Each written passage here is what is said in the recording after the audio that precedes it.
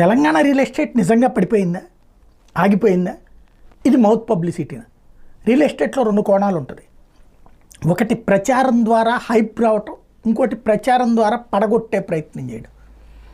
అమరావతి అన్నటువంటిది 3 రాజధానులు అన్నప్పుడు ప్రచారం కాదు, వాస్తవానికే భయపడటం వల్ల ధరలు పడిపోయినాయి. అంతకుముందు ఎకరం 4 కోట్ల దాకా వెళ్ళింది, కాస్త 45-50 లక్షలకు వచ్చింది. ఇవాళ మళ్ళీ 4 కోట్లు పలుకుతున్నది. అలాగే ఆ చుట్టుపక్కల బాగా హైప్ వచ్చేసింది. గుంటూరు, విజయవాడ ఈ ఏరియాల్లో ఇప్పుడు విపరీతమైన భూముల ధరలు పలుకుతున్నాయి. అయితే అమ్మేవాళ్ళందరూ 4 కోట్లు, 5 కోట్లు, 6 కోట్లు చెప్తుంటే కొనేవాళ్ళు మాత్రం తక్కువగానే ఉన్నారు. ఇప్పుడిప్పుడే ఆరంభమైంది.